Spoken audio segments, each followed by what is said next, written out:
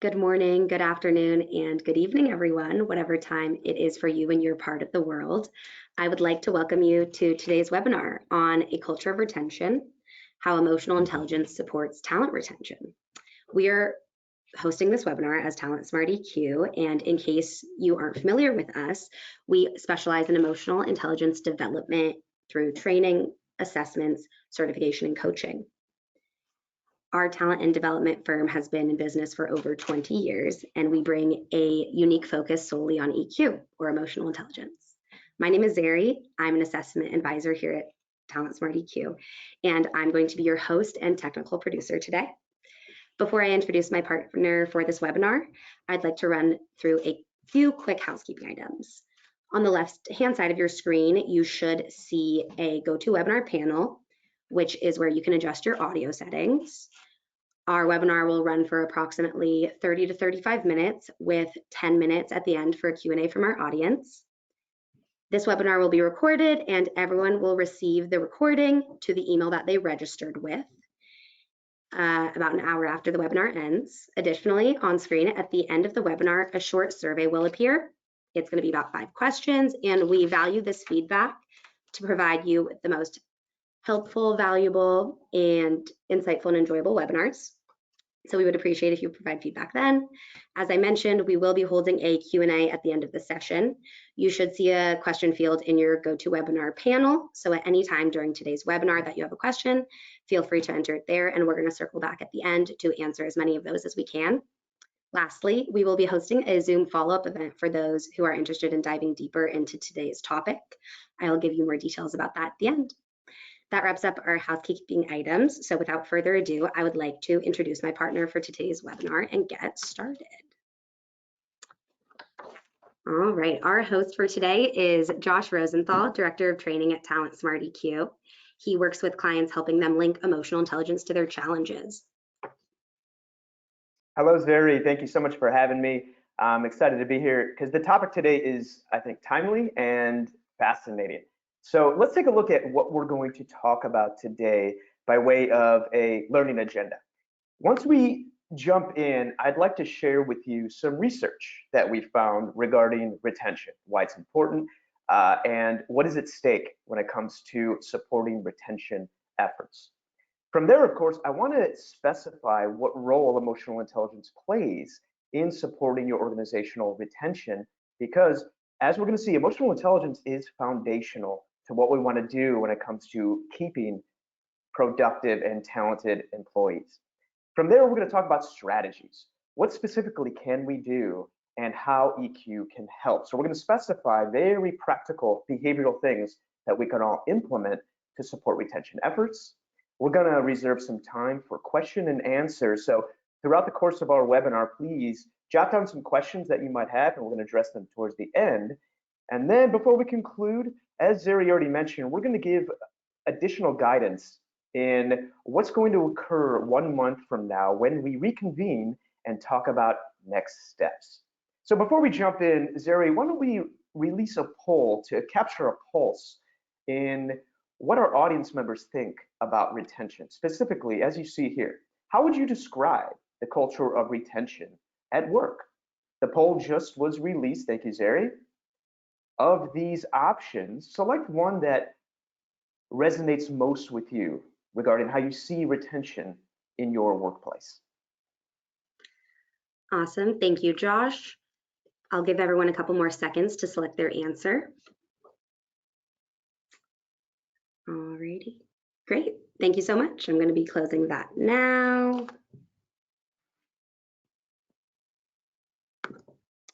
All right, and I'm going to go ahead and share the results. Okay, thank you. Oh, interesting. We see a vast majority of you say that you have a culture that tries to support retention. That's a great start. 27% of you mention we have a lot of turnover. Okay, you're not alone. 7%, you're not sure, but you're interested in learning more. Great. That's why you're here. And 3% of you say that, hey, everything's going great. Awesome. Keep it up. So for those of you, a vast majority of you that are working on retention efforts, but more is needed, please stay tuned to the how. Okay, so let's dig a little bit deeper and talk a little bit about how retention works in its relation to culture.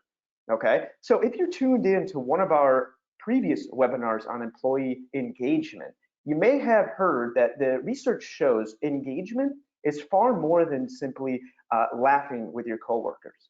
Okay, it's far more than just being happy at work. Research shows that engagement is about keeping talented people productive. In other words, it's how to manage our relationships in such a way so as to drive business. So engagement has to touch on the bottom line. Culture is where we start. So I like to share a model with you here that ties retention and culture. Think of culture here as how you experience work, how you experience your coworkers, how you experience your clients or your customers, how you experience the actual work that you do. So culture is a combination of experiences, and hopefully those experiences shed light on the values that your group holds dear, perhaps their organizational values. It's through our experiences where we can identify norms that enable productive behaviors. So when we start with culture, we can identify, just like individuals, effective and ineffective culture. For example, an ineffective culture is typically one that is based on fear. It's one that prohibits innovation. It discourages creative thinking or trying new things. It often misuses talent. It often also doesn't provide opportunities for internal mobility and continued learning, as opposed to an effective culture that is by and for people. An effective culture is one that celebrates innovation, tries new things, provides a safety net for failure, and it's an effective culture that can lead to further engagement. That's the next piece of our puzzle here. Engagement exists on the level of relationships. In other words, teams. It's when we are engaged wherein we find the motivation to keep learning, to keep trying new things, and to keep productive, to have each other's backs. So the level of engagement is really where we're able to impact our coworkers and keep them. So from engagement, we can achieve retention. Retention is really about sustainability. When you retain talent and productivity, what you're doing is you're establishing a body of work regarding institutional memory or knowledge. In other words, what has worked before for your organization, let's keep doing it and polish things as we move forward. So retention is really about maintaining that bottom line. Now, here's the kicker. When we're able to achieve retention, we come full circle back down to culture. The more, in other words, we retain talented individuals, the more we are able to support and enhance a retention culture. Okay, so the more we're able to retain, the more we're able to build the type of culture that turns around and retains talent. So we have this circular sort of model, all supported by emotional intelligence. So think of it this way. To retain top talent, we need to begin at the level of culture, and the how is developing our EQ. To better understand how, let's review just a little bit of research when it comes to retention and why it's so important. Of course, there is ample research out there about retention, and I do encourage you to check it out for yourself. I just want to touch on a few things that we found. Of course, a vast majority of organizations are concerned about retention. This is a continuous problem, how to keep talent productive, how to keep talent engaged. As we see here, even 87% of HR leaders think that retention efforts are a #1 priority moving forward over the next few years. Retention also touches on that bottom line because when we lose good people, we're still spending money. In fact, research shows that on average, 33% of an individual's annual salary is still spent when it comes to recruitment costs, exit costs, and general productivity when we lose a member of the team. Research on engagement, furthermore, shows that high engagement rates mean that people are less likely to leave. In fact, 87% are less likely to look for a new role if they are highly engaged. And we just talked about some of the ways in which engagement surfaces in the work we do through relationships. When it comes to engagement, it's also important to keep in mind that internal mobility is a very important motivator. And this is something that the organization can institute at a structural level. In what ways are you motivating people by offering mobility? Recognition is also a very important part. The research shows that unrecognized employees are actually twice as likely to be looking for another role compared to recognized employees. Appreciation is very important also. 79% have shown that appreciation is a very important reason for quitting. In other words, a lack of appreciation is important. Now, these touch on other cultural elements that we find in the research, and just a couple to highlight here. In addition to appreciation, respect, trust, and purpose are very important. 27% of folks say that they are more likely to stay with a company when they have a high sense of purpose. We're going to talk about that in a moment, how to achieve that. In addition, companies that offer remote work opportunities have proven to excel at engagement. 25% experience a lower turnover when they offer these hybrid or remote work opportunities. Diversity, equity, inclusion is also very important. As research shows, 67% of job seekers are looking for these DE&I opportunities in their new role. So as we see, retention efforts can even work in advance of a role, in advance of folks coming to your organization. So we can already start when it comes to things like job descriptions. In fact, DE&I is so important that research also shows 3 in 5 individuals still share that they experience discrimination at work, which is of course going to compromise retention efforts. So keep that in mind. And now let's dig a little bit deeper into how we can achieve all of this through emotional intelligence research. One of the best ways to do it is to try to look at all the research from a high level. What does all the research amount to, in other words, is that retaining talent is about creating and maintaining a better employee experience. In other words, a culture of retention. This is why we talk about retention in terms of a cultural imperative. When we talk about changing or modifying or even enhancing culture, let's look to how EQ can help. I'd like to articulate some emotional intelligence strategies that you can use in terms of individual EQ and team EQ. So first, what do I mean by each of these emotional intelligence approaches? First, individual emotional intelligence, as you see here, is your ability to recognize and understand emotions. And it's your skill at using this awareness to manage yourself and your relationships with others. As we see, your emotional intelligence is a function of what you see or understand in yourself and others. In addition, what you do with this awareness, the proactive management pieces.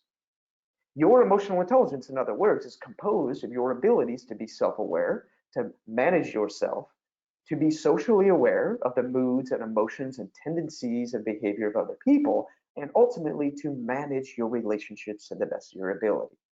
As you work on your individual emotional intelligence, keep in mind that most of the work we do in reality is in teams, in groups of people.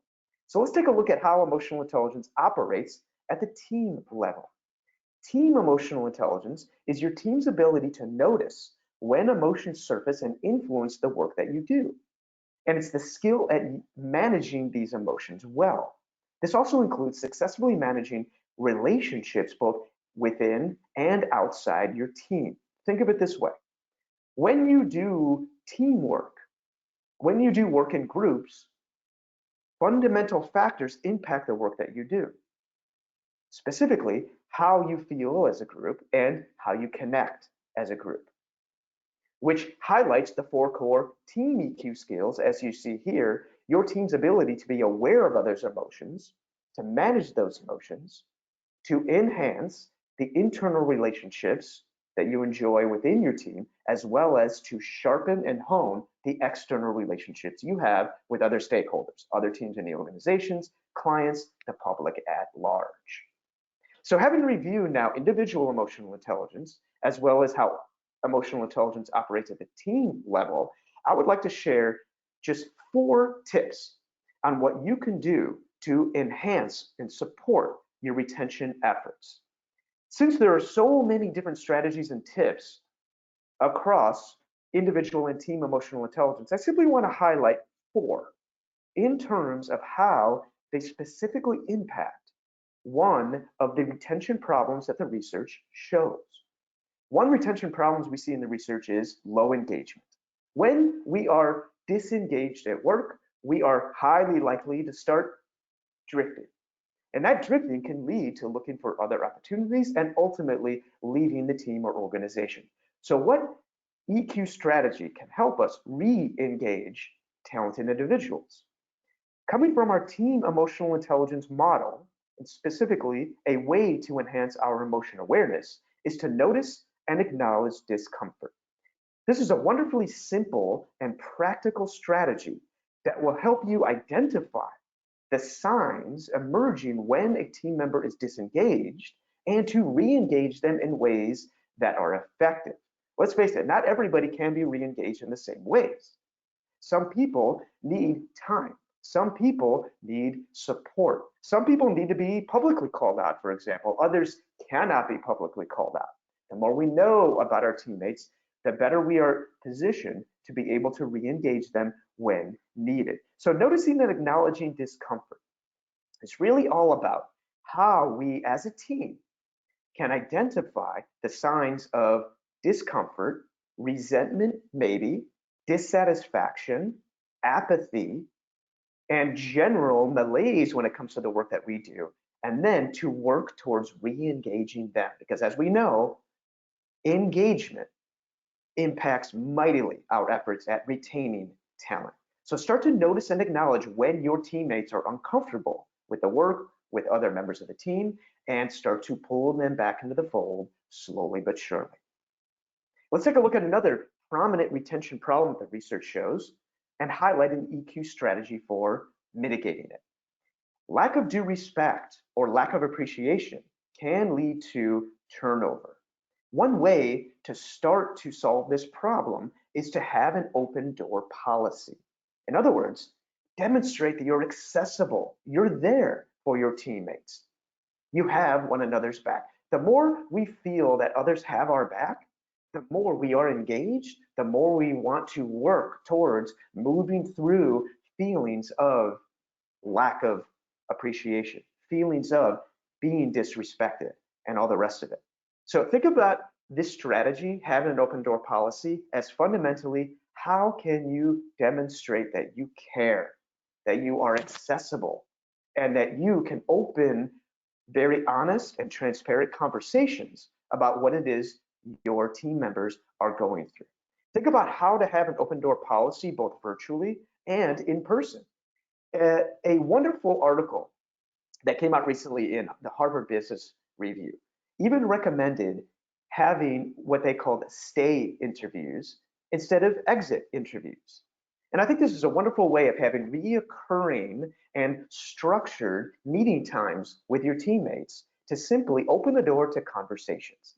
The more we are accessible, the more we demonstrate we care, the more we're able to engage others meaningfully. And those efforts are proven to support retention. Let's take a look at another retention problem, as we see in the research: a lack of continuous learning and development, a lack of career advancement, and a lack of internal mobility, whether real or imagined. And I can't stress enough that imagined discouragement in mobility has the same effect as stagnation. Think of it this way: when you are stagnant, when you're bored, when you feel like you're not going anywhere, that's going to affect your performance. That's going to affect how you think about yourself in terms of your work, how you think about your coworkers, and ultimately those feelings can start to erode your enthusiasm for what it is you're doing and can lead to turnover. So how can EQ help? One of these strategies that will help tremendously in this regard is an individual self-management strategy. Learn a valuable lesson from everyone you encounter. The more you are constantly learning, the more engaged you are, the more you're on your toes, the more you find excitement in perhaps everyday automatic tasks and functions of your job. So you can sort of take a fresh perspective of the work you do every day by trying to learn something in every single interaction that you experience. Of course, whether virtually or in person. This could even occur over email, over text message, over a video conference. Every time you interact with somebody today, for example, try to think about what you are going to learn at the end of that interaction. It can be something entirely small. It can be something entirely profound. When you take ownership of your own learning and development, you are in the driver's seat of your own engagement. So in this way, what's really exciting about this very simple strategy is you don't have to sit back passively and wait for your organization to provide for you the ultimate and L&D solutions. I hope your organization is doing that anyhow. However, take control of your own learning, learn a valuable lesson in every interaction that you experience. This will help create that sense of continuous learning and even internal mobility because you'll develop additional skills, even if it's the skill of being more aware of how you handle stress, okay? Things like that. And finally, we can take a look at a very interesting and important problem that impacts retention, feeling a lack of purpose, distrust, and a lack of belonging in the work that you do. How can we look to EQ to help solve this problem? One strategy in this regard is going to be tap into history to a degree. I really adore this strategy. This is a team emotional intelligence strategy that helps us enhance our internal relationships. That is to say, the relationships that we experience within our small functional work team. When we tap into history to a degree, what this means is that we are engaging others in discussions about what had come before us. This includes learning a little bit more about the organizational history, the team's history, the history of maybe the products and services that you provide, maybe even the history of the industry that you're in. Learning about all of this from individuals on your team helps you place the work that you do in the broader context of the history to which it contributes. In other words, when we feel a lack of purpose, it originates from an unawareness of how the work we do contributes to something larger than ourselves, contributes to something we find meaningful. Let's face it, the work we do is not for us personally. If it is, down the road, it's an unsustainable way to keep manufacturing our own sense of purpose. We need to be touching on something larger than ourselves. Contributing to some kind of purpose helps us feel engaged, feel important, and feel like our work matters. That is the fundamental challenge here and imperative. We need to find meaning in the work we do. Tapping into history to a degree will help us see how we contribute to something larger. Now, what this also does is it helps engage more tenured individuals in the organization and on your team. Instead of feeling stale or automatic, older or more tenured individuals will find, hopefully, renewed purpose when tapped for these types of discussions. They'll feel like their experience and knowledge matters to the rest of the team. So not only are you engaging yourself more and more by enhancing your own sense of purpose, you're enhancing sense of purpose and belonging for other people. And of course, in these discussions, we can start to build even stronger trust amongst each other. So these very simple strategies will help tackle some of the most prevailing problems leading to things like attrition and high turnover. So let's recap what these strategies were. And once again, they come from both our team emotional intelligence and our individual emotional intelligence material, as represented by both of these texts you see here. So to mitigate a lot of the problems that contribute to attrition and high turnover, we can notice and acknowledge discomfort as it surfaces in the work that we do with others. We can also demonstrate that we are accessible and that we care about what others are going through by having an open door policy, both virtually and in person. To keep that learning going, which research shows contributes to engagement and retention down the line, learn a valuable lesson from everyone you encounter in every interaction that you have. Easier said than done, but that is the challenge before us. How can we learn something from everybody everywhere? Seize all the learning opportunities that are out there, and they are abundant. And finally, tap into history to a degree. Learn more about the context surrounding your work, and you'll find greater purpose, meaning, belonging, and even trust in others as you contribute to something larger than yourself. Before we open it up to a question and answer, I want to review what we're going to look at in 1 month when we follow up with one another. Each of you is going to receive an email after today's webinar that will include a handout of what you see before you on your screen. Now, I'm not going to read through these prompts. However, suffice it to say, we put together this handout as a key takeaway, a tool to keep monitoring how you might be implementing some of these EQ strategies that we talked about today. So these are ways of guiding your thinking and behavior over the course of the next month as you see some of the strategies hopefully play out in your interactions with your teammates, with other coworkers, with loved ones at home, with your friends, anywhere and anywhere you want to find meaning and application of these strategies. So make sure to look out for that email that you will receive. And in 1 month, we're going to reconvene. And I'd like to hear from you. How are you applying these EQ strategies to support employee retention? We're sharing this resource with you in the spirit of emphasizing that today's material, today's topic is not a one and done. This is just to get us started in the long-term effort of supporting your retention efforts. So now I know some questions have come into the chat. Let's open them back up, and we'll like to re-engage our host for today. Hello, Zeri. Thanks for joining me once again. Did we get any questions along the way that I can address? Yes, we got several. So Wonderful. I'd like to start with one. What are some signs of quitting so we can catch them early?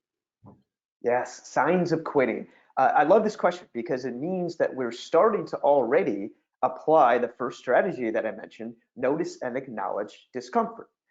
I would say that the prevailing sign generally is a noticeable change in behavior. So what happens when you start working with someone else or a group of people is you start to build a body of knowledge surrounding what makes them tick, what motivates them, and what gets in their way, amongst so many other things. Within this body of knowledge, start to identify discrepancies or deviations from this body of work. And whenever you start to see these, make note of them. And depending on the nature of your relationship with that individual, eventually have a discussion about what it is you're observing to either reevaluate your observation or confirm that you in fact are picking up on something. And that individual will not only appreciate that, but also will hopefully be motivated to open up and share why. So let me dig a little bit deeper, because it's a general thing to say, hey, just take a look at behavioral changes. What specifically can you look for are things like signs of disengagement. Is the individual, for example, less likely to commit to longer term projects? Are they starting to express dissatisfaction more often with the work, with coworkers, with the world in general? Are there more sort of apathetic statements coming out? Are there more signs of body language that suggest the individual is just not engaged? Are they contributing less? Are they withdrawn more? Are they rolling their eyes more in meetings? Are they showing up less to meetings or showing up late recurrently to meetings? Do they generally have a negative attitude out of the ordinary, right? Are they generally expressing a waning enthusiasm for that greater mission or purpose? Some of these signs will surely indicate that not only somebody's disengaged, but in fact, they might be quitting. Now, there are many resources out there. There's another great article from the Harvard Business Review that you can check out. The title is escaping me, but that's okay. Look out there for these signs. of behavioral change and start to engage others in questions. So the final thing I would recommend here is start by asking questions. Don't call people out and say, for example, hey, Zeri, I'm noticing that you're disengaged. It might not land. Instead, try to ask, hey, I noticed this or that during the meeting. Can you tell me a little bit more about why? Okay, so I love the question. There are many things you can look out for, and EQ will definitely help. Thanks, Josh. I like how you mentioned the open and curious approach. That Yeah. definitely apply to this. Awesome. Oh, here's a clarifying question. Seems like there are things the organization and the individual can do to help with retention. Is that right? Yes, great question for clarification. Everybody has skin in this game. In other words, don't sit back passively, I think I mentioned earlier, and wait for somebody else to engage you, right? The onus doesn't necessarily only fall on the organization. For example, the L&D department or human resources to engage you and retain you. You also need to own these efforts. Okay, so think about ways that you can motivate yourself, ways that you can engage others, because in so doing, you will engage yourself. Everybody ought to own ways in which we can ultimately achieve talent retention. Okay? Don't sit back passively. This can be a proactive approach. Thank you, Josh. Awesome. All right. So isn't retention really about being able to offer competitive salaries and compensation packages? It is. Great question. Thank you for sharing. Absolutely. The reality is retention is about what motivates us. Think about it like that. And we'd be remiss to deny the motivating factor of hard compensation packages, salary, health benefits, PTO, commuter benefits, whatever else organizations are typically sharing these days, right, and offering. However, the differentiators is what we're talking about today. So think of it like this. The hard compensation packages is what will help recruit talent. But what helps keep talent are the interactions that we have, are the experiences of work. It's what gets us out of bed in the morning. It's what motivates us to log on, and what motivates us to ask those questions that we aforementioned previously. How are you doing, right? So those compensation package components are vital. All things being equal, though, that's what gets people in the door. What keeps people in the room is culture.